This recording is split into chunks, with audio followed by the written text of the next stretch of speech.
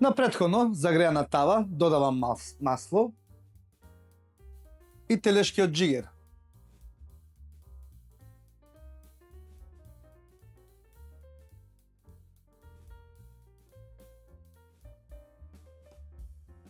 И само кратко го потпржуваме и од двете страни.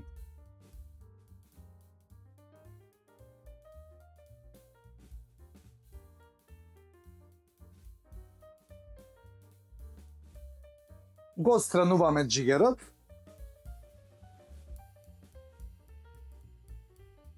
И слободно во истата тава продолжуваме со рецептот. Додавам уште малце масло, кромит, убаво да се потпржи.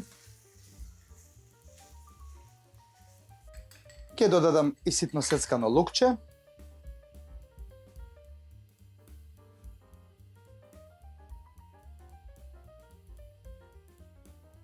Откако кромидот и лукот убаво ќе се потпржат, додавам говедски бујон и малку бело вино. Нормално да испари алкохолот од виното.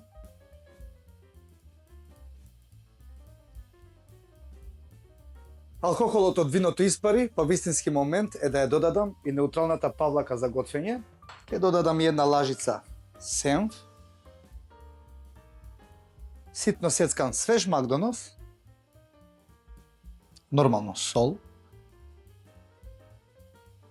не многу затоа што имаме и говедски бујон, и бибер.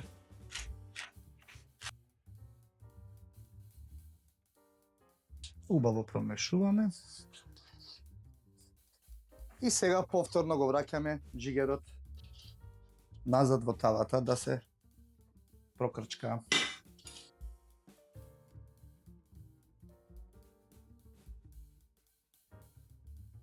И вака продолжуваме да го готвиме џигерот се додека не добиеме убав кремаст сос.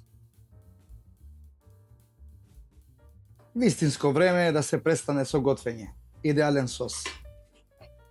Овој џигер ќе го сервирам на подлога од пире од компир, затоа што се одлични во комбинација.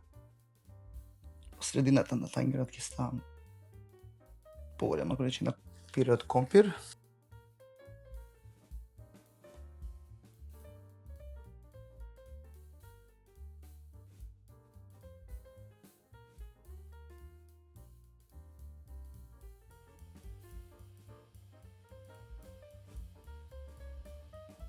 Телешки џигер, но на мој начин. На здравје!